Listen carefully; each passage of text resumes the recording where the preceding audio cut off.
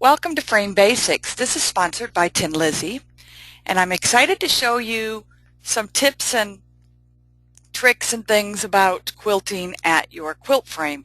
And it's really important to get started on the right foot. And that's going to be for all of us, whether we're a seasoned quilter, whether we're a new quilter, whether we're just starting out, it doesn't matter. We all need to get started the same way.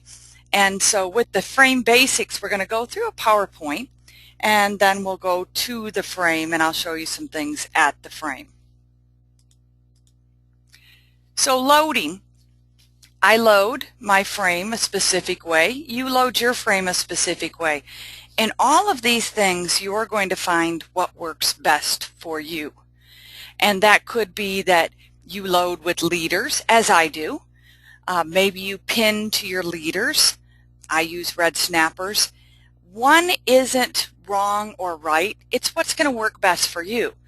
So I do use leaders. I used to pin, and now I use the red snappers. And I really like the process of loading with the red snappers without the pins. Also, I only load my backing. I only have 2 rods on my frame. My take-up rail that's inside of my machine and my backing rail that's in the front of the machine. And those are the 2 rails that I use. And I do that because when I load, I can save a lot of time when loading.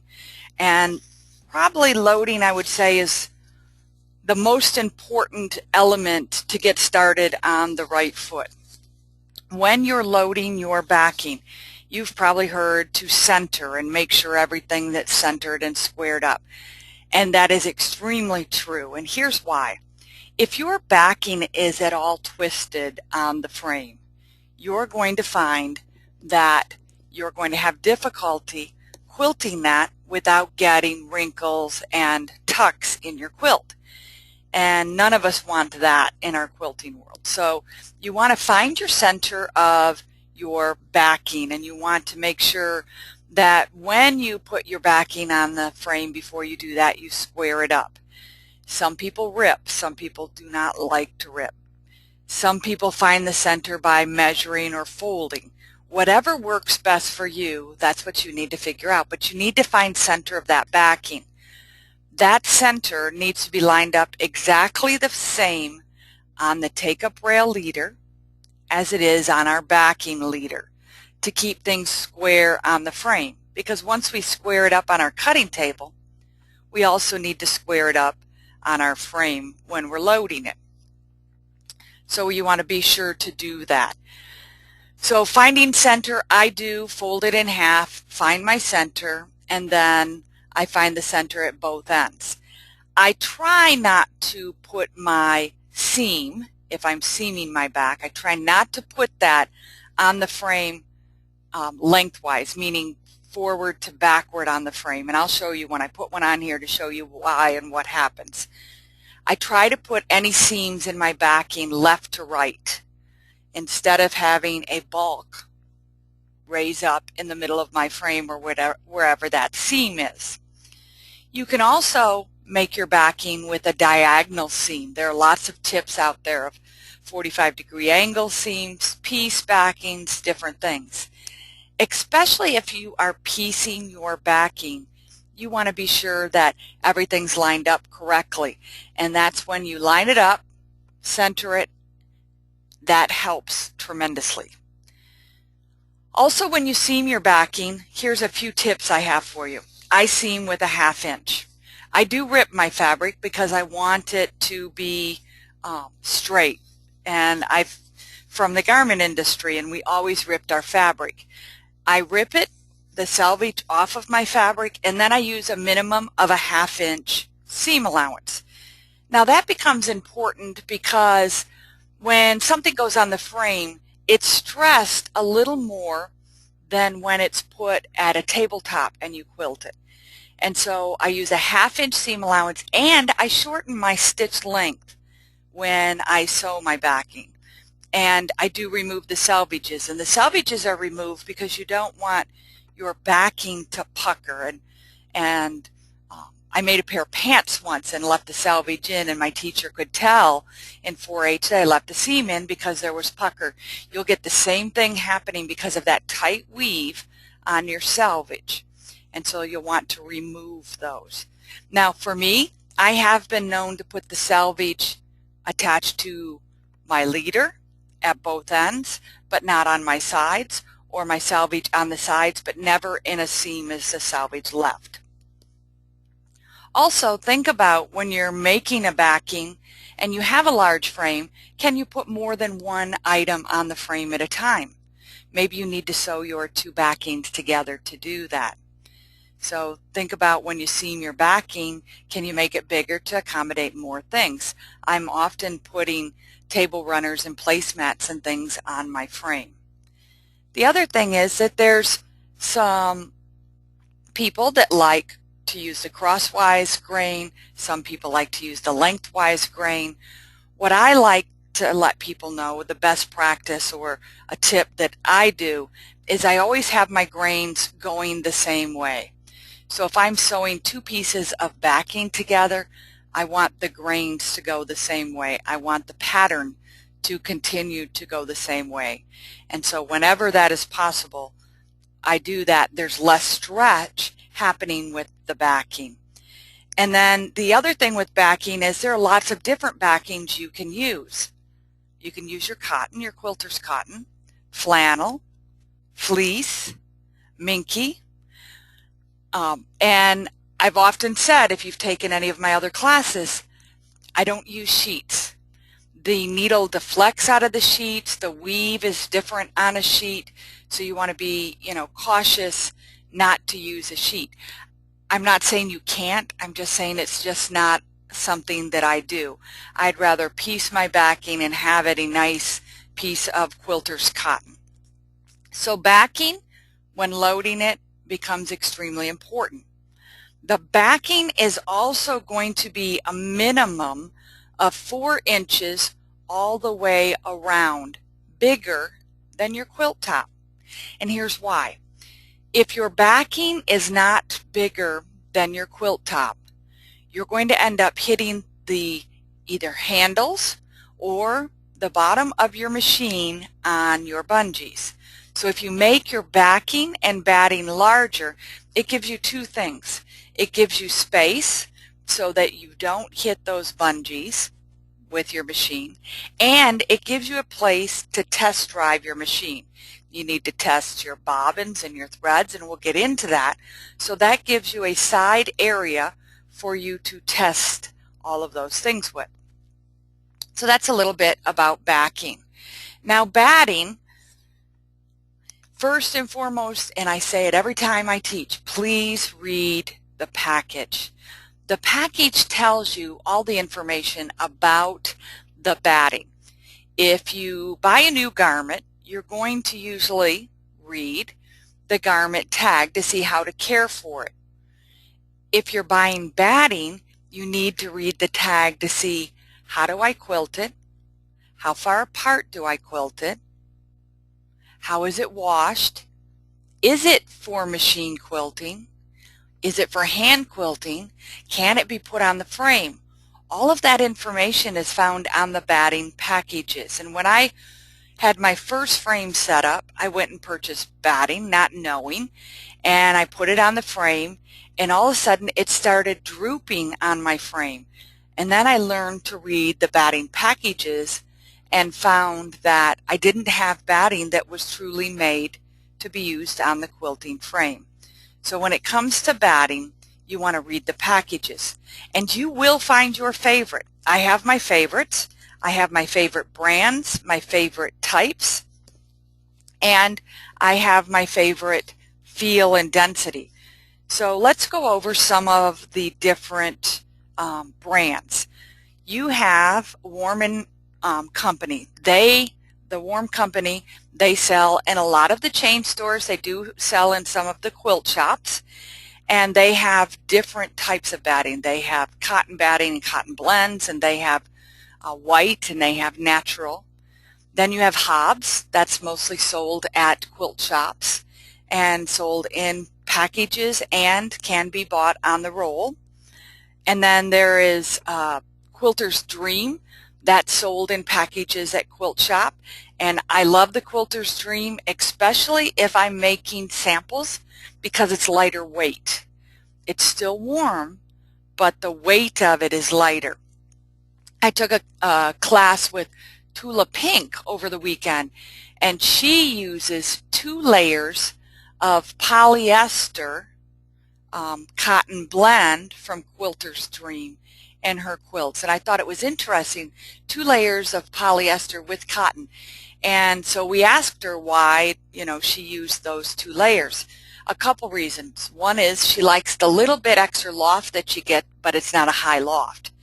And secondly, with those 2 battings, her photographs take much better. Well, I have also found out in the past that a lot of your quilters that are award-winning quilters use 2 battings in their quilts. Sometimes it's 2 cotton, sometimes it's a cotton and a wool. So it varies depending on the look that they're looking for. So don't be afraid to mix battings or try and see what you like. Then there are a few other batting companies out there. So again, you're going to find your favorite.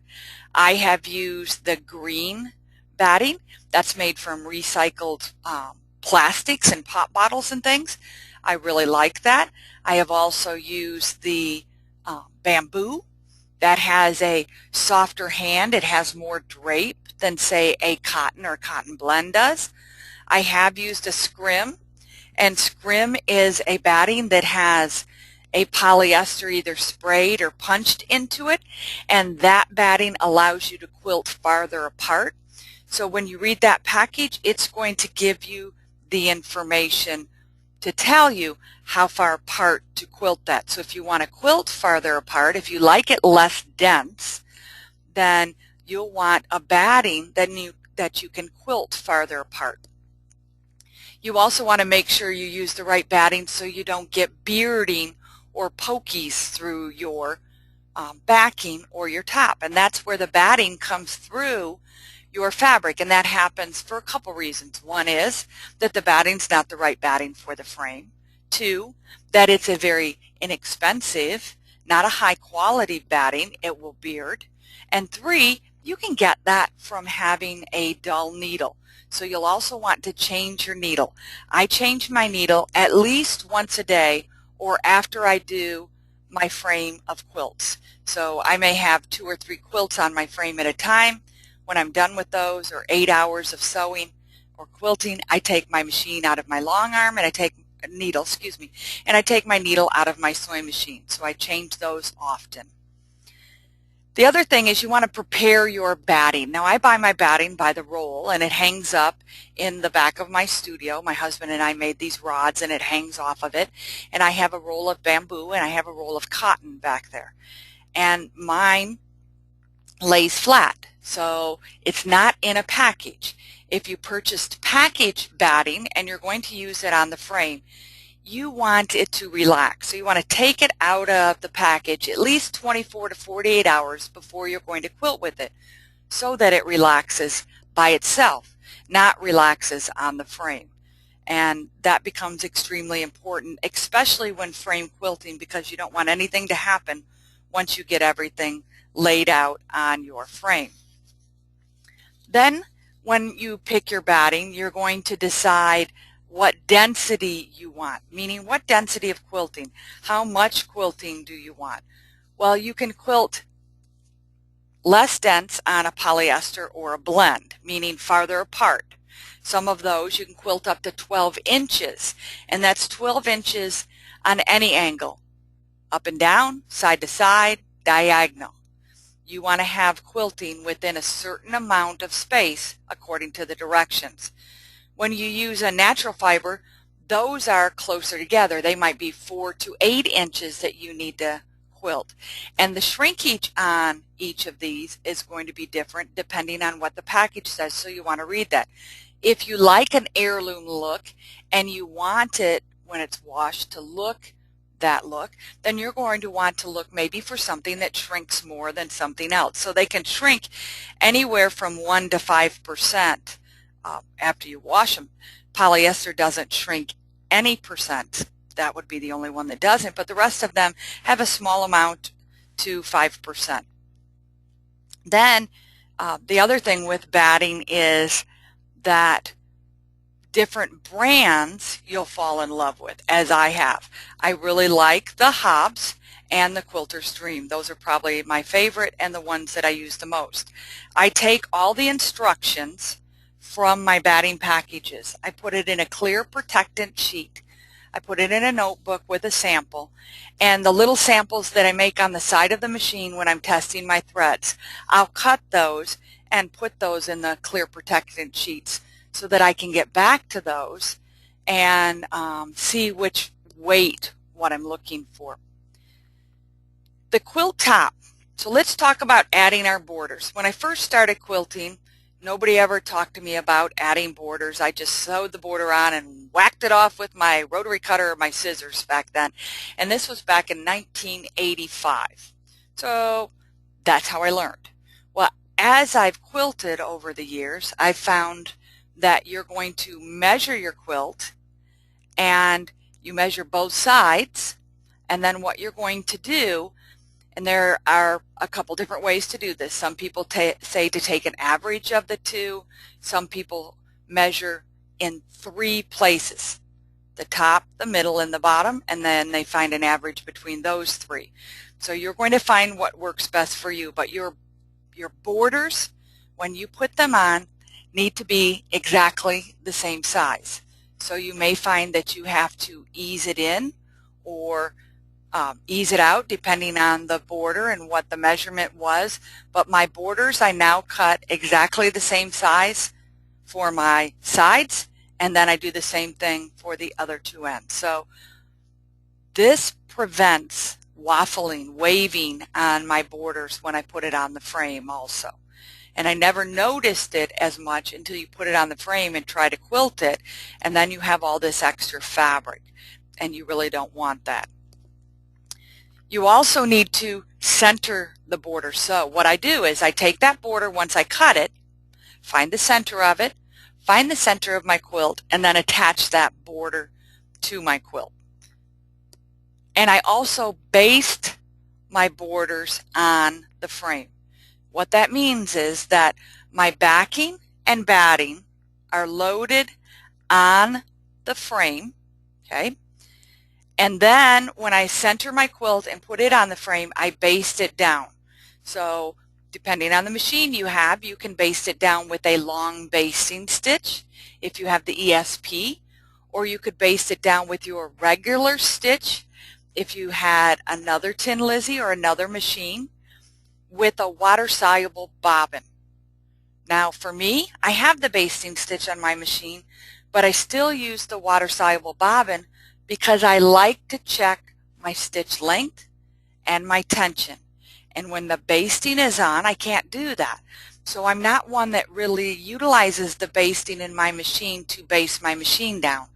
The other reason I don't use the basting stitch for me is that I want the quilt top a little more secure than a basting stitch gives me. Although I can adjust that stitch length, I like a stronger stitch holding it in place. So Patty has a question about the border, and what she says is, when you ease it in, doesn't it cause the block to be fluffy and cause problems too? Actually, it doesn't. The ease is usually going to be less than a half or a quarter inch. It's going to be very small. And when you center that border on the side or on the ends of your quilt, you're easing, let's just say a ½ inch. You're easing a ½ inch over 70 inches. You're not easing it in one spot. You're easing it over the entire quilt, making it much easier to kind of camouflage what you had there. And then quilting will actually allow you to get that to lay flat too. I'm amazed at, when quilting a quilt, how much it will lay down, because I have some really old quilt tops and some of them look like, you know, they should be a bowl or something, because I wasn't a good quilter in the beginning, as a lot of us weren't. We were learning and trial and error and things, and I didn't have a lot of classes. When I learned to quilt, I lived in Gulfport, Mississippi, and there weren't classes where I lived. And so I learned by trial and error with a friend named Nancy. And so we've learned over the years what works for us, what doesn't. We've learned from other teachers. So I take classes just like all of you do to learn best practices and ways to do things, because things are always changing also. So you might want to try that, even on something small, Pamela, just to try it and see what happens. Now, thread and tension.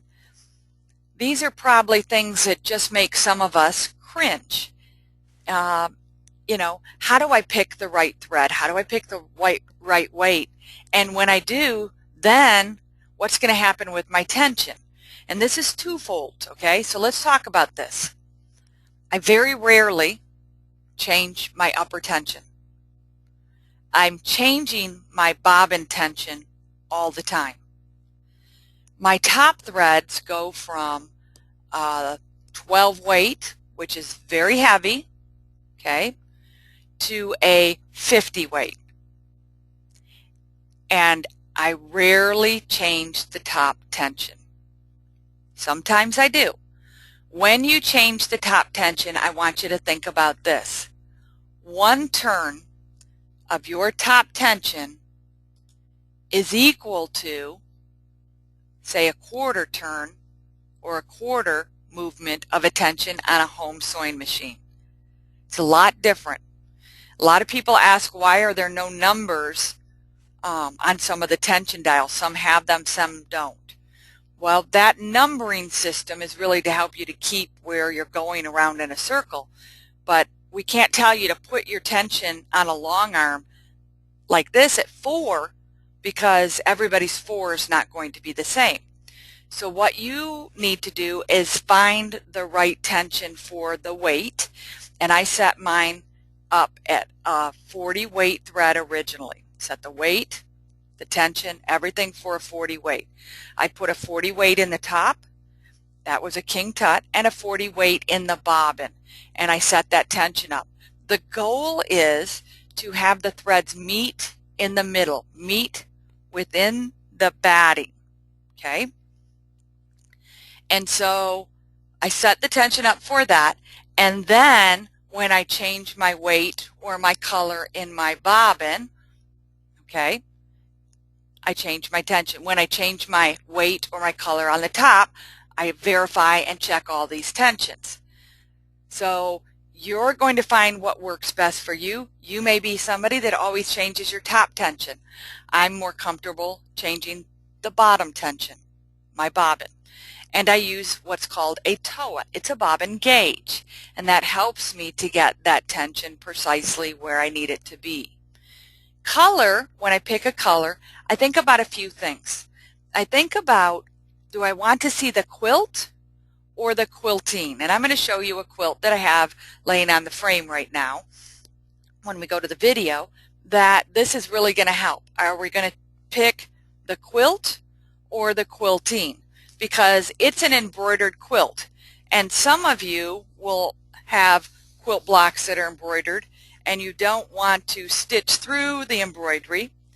Some of you won't mind stitching through the embroidery. Some of you want options for when you have to stitch with an embroidered block. So I'll walk you through some of the suggestions with this specific quilt that I have on the frame, and we'll see what some of the ideas we can come up with and how I pull the thread on top. If I want to see the thread, I'm going to pull the thread on top of the quilt and see what it looks like. And this is an Irish chain quilt, so the blocks are all white. So if I want to see the quilting, I'm going to use a high contrast thread.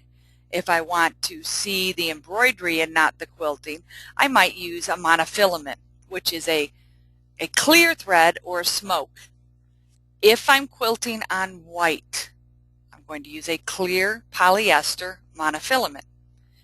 If I'm quilting on a color, I'm going to use a smoke monofilament. there's a difference in the sheen and how it looks on the fabric. And then there's questions always about what types of thread. There's cotton polyester, there's polyester, you know, there are blends. When I quilt on my domestic machine or on my tabletop machine, I like to use silk. I learned that from Sue Nichols. It stitches beautifully if you've never quilted with silk. That's a 100-weight thread. So again, you have lots of choices. You're going to find what works best. Here's what I can say about a couple of those things. If you're winding a bobbin with polyester thread, wind it much slower than what you would if you would normally be winding maybe a cotton thread. I wind all of my threads at a slower speed than normal because I don't want the thread to stretch as I wind my bobbin. Even on my domestic machine, I still wind my bobbin slower so that I'm not stretching the thread, and then when it relaxes, when I'm done, I get puckers if the bobbin is wound too tight. Now I've got a couple more questions coming in. Let me see what we have here. So Pam would like to know, how do you know your top tension is good if someone has been playing around with it? I do a lot of tests, and we can do some here on the frame, and I can show you exactly what I do, but I do a lot of tests. I remove the variables, Pam. So what I do is I set the top tension is, you know, set. My bobbin tension is set. I'm only going to play with one at a time, okay? And meaning that I'm only going to play with the top tension. If the back looks bad, if I'm getting eyelashes and little pokies, and you can usually feel it if it's bad, that's your top thread, okay? If the top thread looks bad, it's usually the bobbin thread is either not tight enough or it's coming up. I use two very high contrasting threads, okay, when I do this. A white and a black, or a white and a navy, because you need to see which one's going where. Then once I test those two threads, then I put in the thread that I'm going to use. And I don't have to test my bobbin with this precision all the time. Maybe once a month I go in and check that way. I always check when I'm loading a new quilt, a new bobbin, placing a new bobbin in. I always test on the side. I didn't a couple times, and it wasn't pretty what happened. And so that becomes extremely important to always test as you're going through the process of putting a new quilt on. And then another question is, how tight should the tension discs be on the bobbin winder? You want some good pull on your thread. And I've got my machine set up here, so if I can get the camera in a view where you can see, we can talk about that. But the other thing is, with the tension, with regards to tension, you need to clean out those tension discs too. Sometimes we forget that thread and things get inside of that.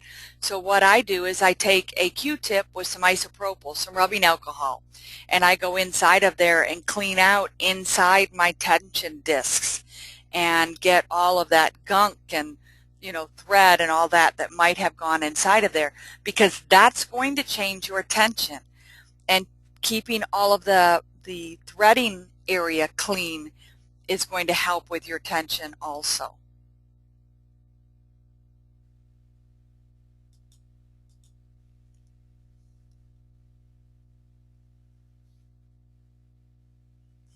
Oh, a couple questions. A couple people are asking the same question. How do you wind a bobbin on the Tin Lizzie? This person has the Ansley DLS, and actually it will not matter which Tin Lizzie you have. They're all going to wind the bobbin the same if you have a bobbin winder without the machine moving. Okay, so here it's a pretty easy process. You need to do one thing. You need to take the thread out of your needle, okay? Now, I take the thread entirely off of my machine when I'm going to do this because I do it in the beginning of the morning. I start winding my bobbins, and if I need a new color, I unthread my machine and I get my bobbin ready. And manual mode is non-stitch regulated, okay? So manual mode is non-stitch regulated. You can free motion in regulated or manual mode, but manual mode is non-stitch regulated. You want to put your machine in manual mode. And when you do that, what's going to happen is the machine will constantly move, but we don't want it to stitch anything. We want it just to move, and our machine doesn't have to move for that to happen. So I push my machine to the side of the frame, and mine always goes to the right side so I can thread and get to everything easier and clean and wind my bobbin and change my needle. So I go to the right-hand side of my frame. So the machine's not moving. In manual mode, the machine needle's going up and down, and I can wind a bobbin while I do that. At the same time, I oil my machine so that the oil will lubricate the machine while I'm winding my bobbin. And for those of you that are asking about oil getting on your fabric, I keep cornstarch in a little container in my sewing room. And if a drop of oil happens to get on something, I can take the cornstarch and it will take the oil out of the fabric. So, you know, think about that yes, you can wind a bobbin.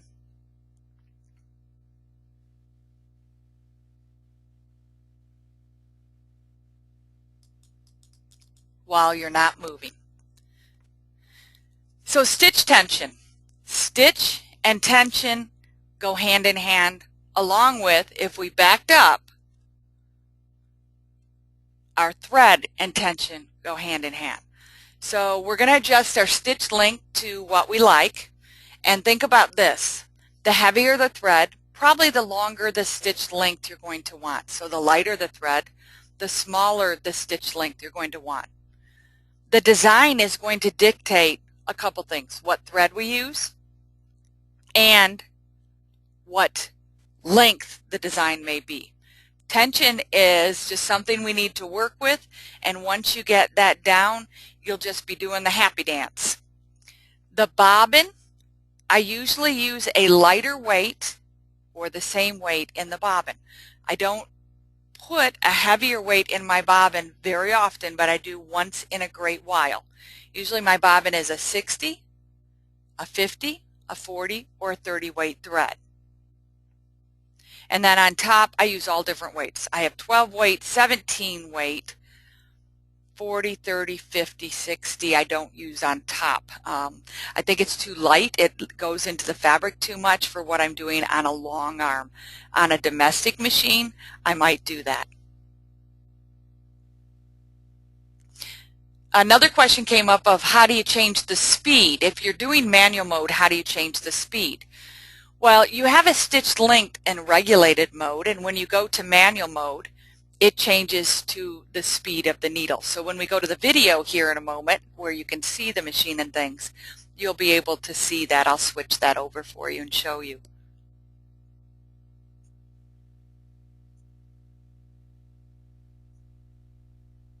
I do wind as I quilt. I wind a bobbin as I quilt. I take the first bobbin, I put it in there, I do my little test with a bobbin of the same weight that it might be the end of a bobbin, and I start my quilt with a fresh filled bobbin, and that gives me my measurement of how many bobbins it's going to take to finish my quilt, an estimated amount. So let's just say 2 rows, and my bobbin ran out at the beginning of the 3rd row. I would always change my bobbin at the 2nd row. So as I pull a bobbin off, I put a bobbin on the frame to wind, and I have one ready when that one's empty. Every time I take the bobbin out of the bobbin case, I clean it. I use a Q-tip with a drop of machine oil. I go inside of there. I also have the mini vac attachment that I can vacuum it up and take it out. So a couple things I do there when I change that bobbin out. So we're going to go to the frame here, and I have the video camera on. And then we're going to show some things at the frame. So if you have questions and want to see something at the frame, if I have the things we need to do that, I will show you. So you now should see the video screen of the machine. And I'm going to pull the machine closer for a moment. So this is the Ansley ESP, and right now it's in regulated mode. And in regulated mode, you see the stitch length. So the stitch length is at 10. I can adjust that for whatever length we need. As I go to the different modes, here's the basting stitch. So as I said, I have a basting stitch. I very rarely use it to baste the top of my quilt. I will use it to baste down the sides of my quilt. So as I go, I baste those sides down to keep everything straight and squared on the frame. The next one is idle. This is a locking stitch in the beginning. The needle is constantly pulsing. And here's the manual mode. Do you see that the stitch length is now gone? Stitches per inch is now gone. And now we have the speed of the needle. So if I were to turn this on, the needle would go at 50% of the speed. So I usually wind my bobbin between 50 and 70% of the speed, not 100%. And that's how you wind the bobbin. Your DLS, your LS all have the same type of manual mode. It's just on your handlebars instead of on a screen.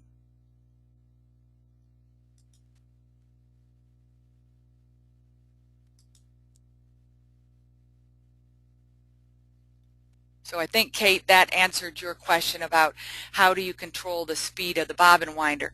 It's the speed here. So if I wanted to raise this up to a certain percent, it's at 80. I usually go about 70. There's how I can adjust that speed. If you have the DLS or the LS, it's going to be the dial or the push button on your handlebar that you're going to adjust for the same thing. Debbie would like me to go over oiling. So on the machine, there are a couple places that you're going to oil. And it's hard to see because I have the screen here, but right behind the screen there is a red dot. And that red dot is an oil spot. That's where you're going to do one of your oilings. Another oiling is going to be below, so let me move the camera down here a moment. Below, over here, underneath the quilts that are on the frame, below there is a dipstick, kind of like a car has a dipstick and you check the oil. Well, your machine has a dipstick and you can check the oil. And I use a paper towel, rub that off, drop it back in again, and take it out. And I use a little magnet that helps me to get it out of that hole and check it to see how it is. It lubricates the machine as you quilt. So that's why I like to oil the machine while it's running and winding my bobbins. I also oil down in the bobbin case area, okay? And your tech or whoever you purchase your machine from, when you take it in to have it serviced, he's going to oil other places that you can't get to. But those are the places that are required for you to oil as you go. I oil, okay, usually if I'm quilting 12 hours a day, I'm probably going to oil every day. And it's only a couple drops. It's not a lot, it's just a couple drops, and I oil every day. So depending on how often you quilt, I quilt about 12 hours at a time, and so that's going to make a difference on how often you oil, but definitely check your oil. Your machine will begin to sound heavy if you're not oiling it enough, and you don't want that to happen.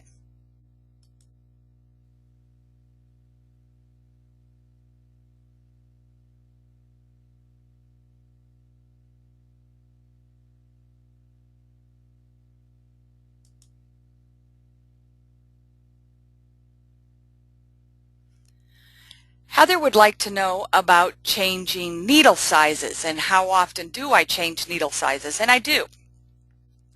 I change my needle size according to two things. One, the weight of the thread first. The weight of the thread is going to dictate my needle. So up here right now, I have a couple different spools. I have a King Tut, that's a 30 weight, and I have a Sulky Blendable that is a 30 weight, also, or King Tut is a 40 weight, excuse me, and the Blendable is a 30 weight. I have both of those up there. Those two threads I could use the same needle. Most of the time I use a 100 needle. Not all of the time, but most of the time. As I go to a heavier thread, I go to a larger needle, which has a larger eye. The 110 is what I use with a heavy thread. When I'm quilting with a finer thread, a 50 weight thread, I use the 90-14 needle. When I quilt with silk fabric, I'd like a smaller hole, so I use the 90-14 needle when I'm quilting with silk to have a smaller hole. When I'm quilting with denim, I use a bigger needle. So it has to do with two things, the thread and the weight of the fabric. And if you use a thread that's breaking all the time, it may be something as simple as changing that needle would prevent that from happening. And the needle type is extremely important. It's a 134, so you'll want to make sure that you get the right needle for what you're doing, and you can get the needle anywhere from 70-11 all the way up to the 18, and I did see a 125 the other day. I was very surprised, but I did see a 125 needle, which was huge.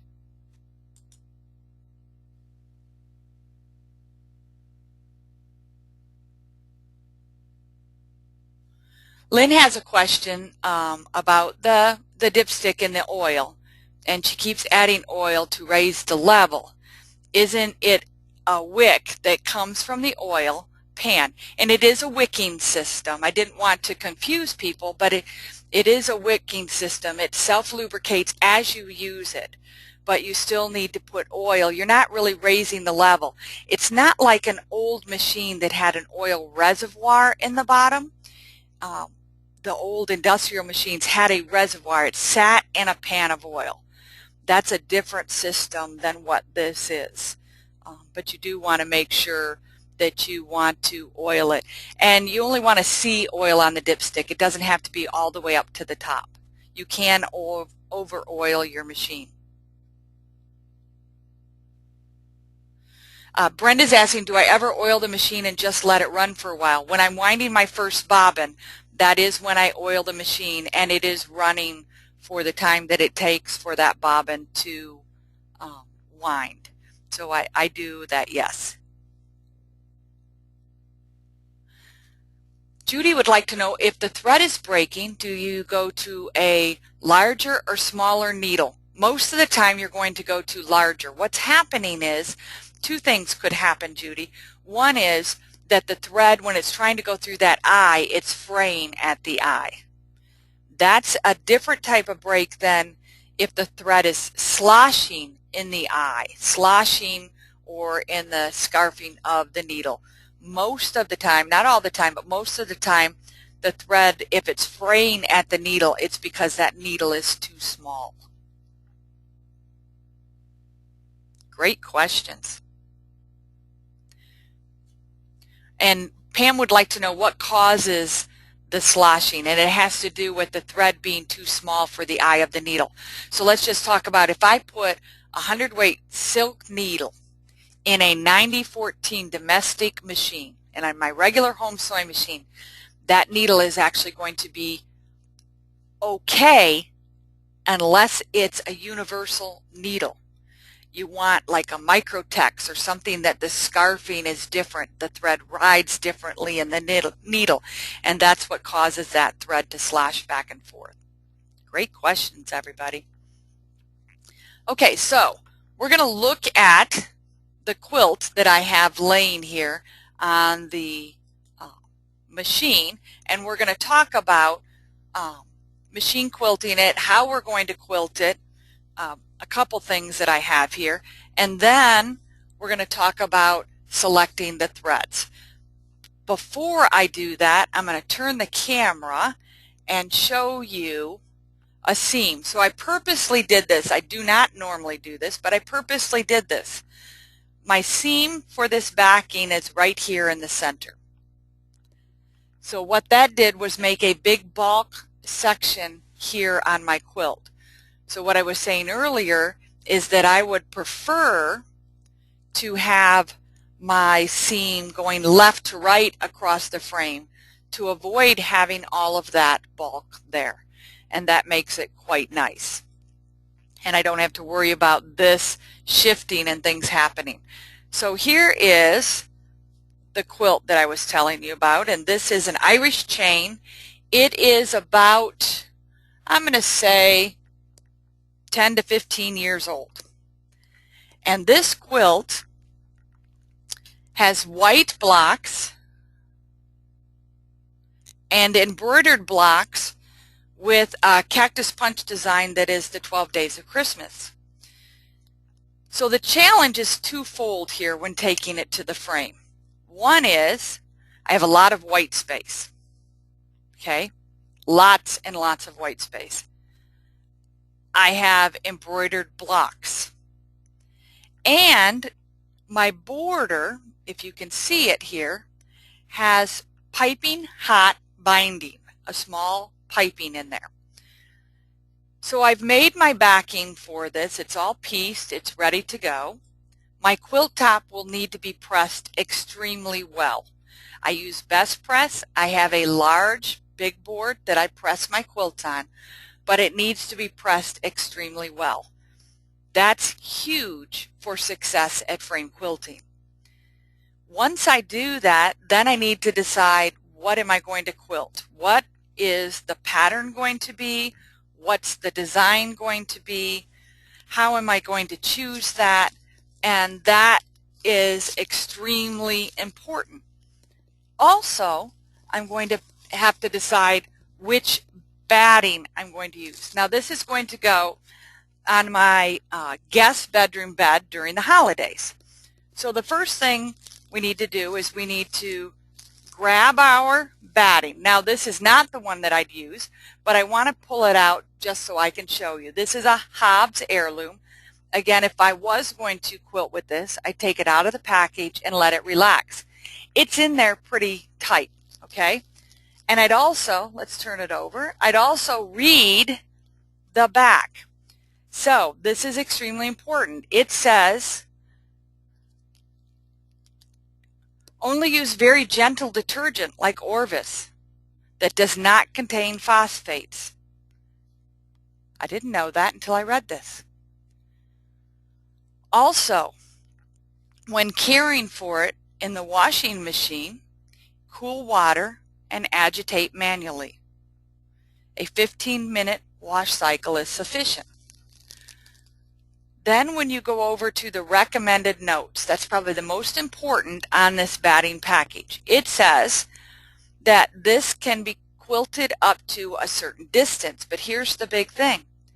It's 3% shrinkage on this batting. You know, that's quite a bit. 3% shrinkage. This is an 80-20. Says right on it, it's an 80-20 batting.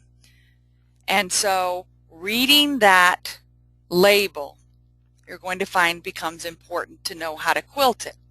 So we've selected our batting. I'm going to quilt this one with the bamboo batting that I have because I love it. I love the drape of it, and I want it to hang on the bed nicely. The next thing that I'm going to do is I'm going to decide my design. Now I use Golden Threads paper, and I have all the size rolls. So I'm going to draw the block on the Golden Threads paper, and this will allow me to design a design to fit around my embroidery designs. I'm going to act like all my embroidery designs are the same shape. So I'm making them all a little oval shape around the design, and then I can make a design that fits with all of them. So that this does not puff up or trapunto, we'll let the camera focus back on. So that this does not trapunto, give me just a second, I'll fix the focus. There we go. I'm also going to take that monofilament thread and I'm going to stitch inside of the design so that it doesn't puff up. I want it to stay down and lay flat. I can do that first, or I can do that when it's done. I've had better luck stitching around and in this before I stitch outside around it. So stitching where the embroidery is. I'm also going to use a colored thread. I have a red and white variegated thread for the feathered block that I'm going to do around the embroidery. And then in the red, so in this red, I'm going to do cross hatching both directions, this way and then this way. Now, for me, stitching in the ditch is the hardest. I tell everybody I stitch in the neighborhood because I never hit the ditch. I'm not going to stitch in the ditch on this quilt except for I'm going to stitch in the ditch of the piping hot binding. And I'm doing that because I want that to lay extremely flat. And truthfully, I'm going to probably do that on my home sewing machine or with rulers. So I have rulers and a ruler base, and I'm going to do that work very precise, very slow, with a lot of precision. And I'm going to do it with a smoke monofilament thread. So if I hit the ditch, great. If I'm in the neighborhood, nobody's going to see it. So we've got a couple more questions coming in.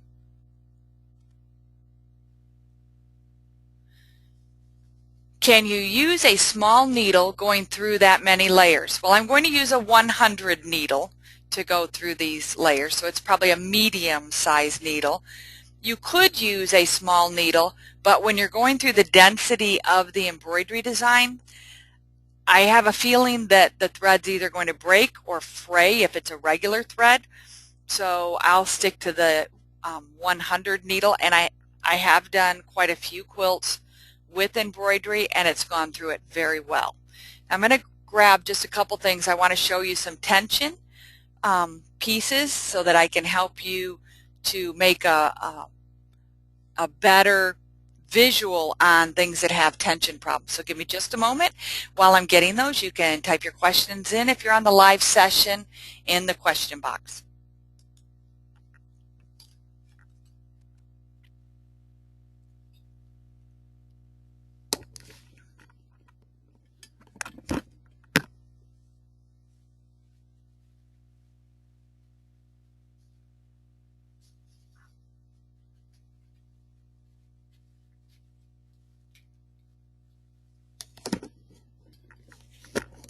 Okay, I'm back.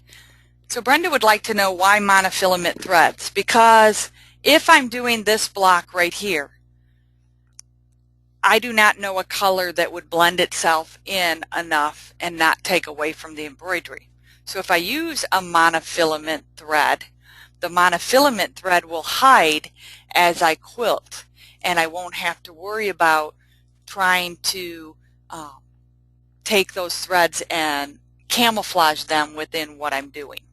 So that's why I like the monofilament thread with my embroidery designs. So a couple things I want to show you. Here's a piece. You can see this is a different colored bobbin thread. Remember I said I test my bobbin before I go to what I'm doing. So this was my test of my bobbin, and you may not be able to see it that far away, but what I can tell you is I had a light color on one side and a dark color on the other, and there are no pokies, there are no things coming through, nothing's happening. But here's another one that I tested, okay? And sometimes I just test on things that I'm playing with. That's the back of the quilt, which tells me that my top thread Oh, thank you. This is the back of my quilt that tells me that my top thread did not have enough tension. Let's go back to the other one. Here's the one with the light colored bobbin, dark colored top, no pokies, nothing happening. Here's the next one when I tested it. So here you can see that there's some really ugly things happening. And with that one, it was all about the top thread. So when I went to the top thread and looked at it, it was not in the spring, the little spring on the left-hand side of the tension dial, and that's what caused this to happen. Once that also happened, that I missed a spot when I was threading. So then, once I changed all of that, this is the same day, the same piece. Here's the back. So this is a bobbin thread that I neglected to pull up, so you want to make sure you pull those bobbin threads up, because this is what happens on the back. This is also a bobbin thread, but the rest of it looks good. Then as I practiced more, same piece, two different colors, we're getting better and better. So you may find that you put a piece of fabric all the way across your frame and test and test and test and change the threads, and that's the back. And when I get done, these are placemats that I had made, that the front is just as lovely as the back.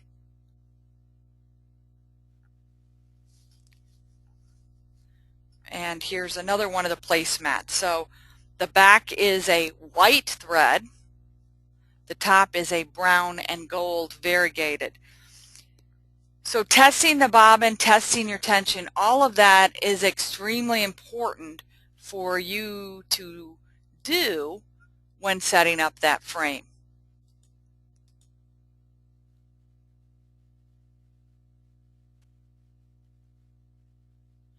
So Pam would like to know, she says she has a lot of quilts with embroidery. So when you do those, do you just meander around them, or what do you do about the embroidery? I've done twofold. I've done them a couple different ways because I wanted to see if it would work so I could help when I teach all of you.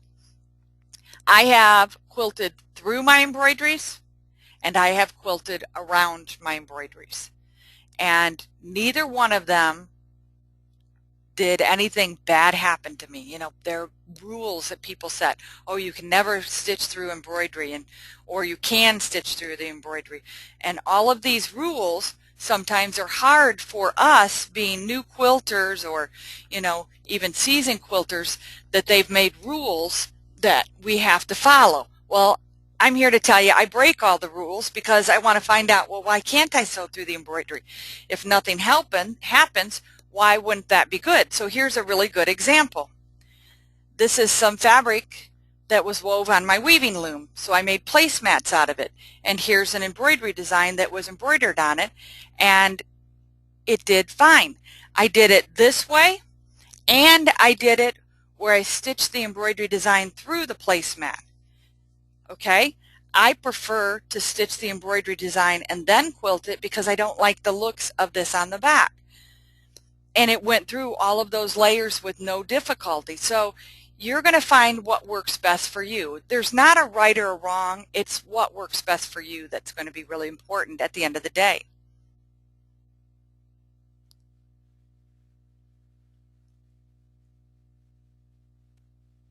Karen would like to know, how do you check to see if your loaded quilt is level front and back on the frame?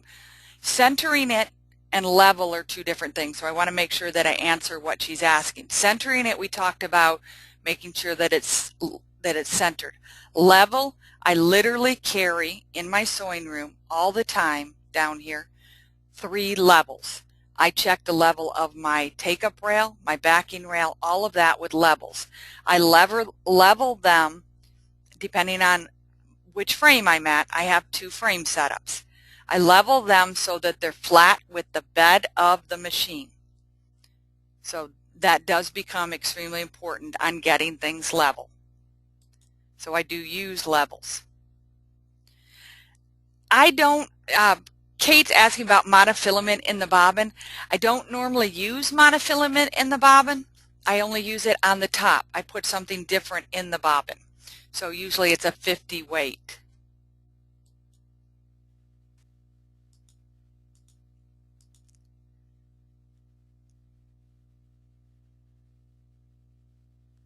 Debbie says she has 134 MR needles. She has 100 and 110.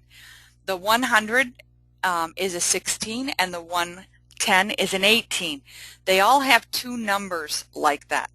One is a European number and one is a number that we use here in America. The other numbers on it, they have to do with the manufacturing, Debbie.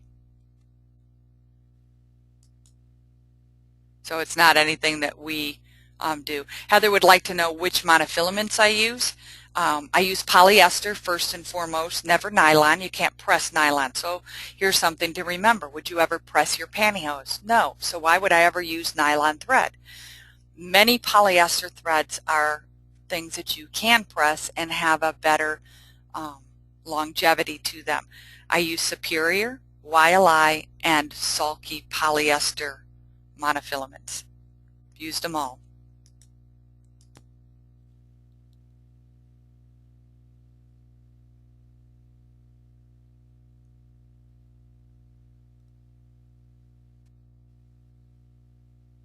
The 134, the 134R, the 134 with different numbers on it. I do not know, and I'm the first to tell you if I don't know something. I don't know what all the extra numbers on it. I'll have to find that out for our next webinar on what all the other numbers. I do know that you do need to use a 134 needle. That's extremely important. It has to do with the length, the scarfing, the shaft of the needle, all of that.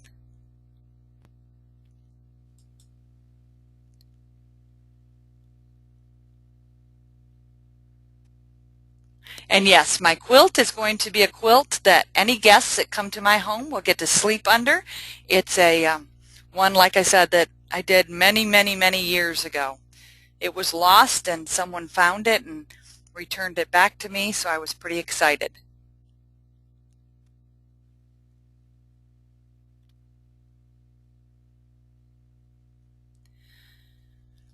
Marilyn would like to know, what speed do I use when I sew with monofilament? Not Mario Andretti speed. It's usually a medium speed. I don't go 100%. So it's a medium speed. You know, that's one of those things that if you're using a monofilament and it's breaking, then you might be going too fast. But I have very good luck with monofilament. I've used it for years. Well, I hope you all have learned more about frame quilting. I really appreciate you taking the time out of your day to take the webinar, and watch for more to come, more times, more categories, and more options. And I'm really excited that you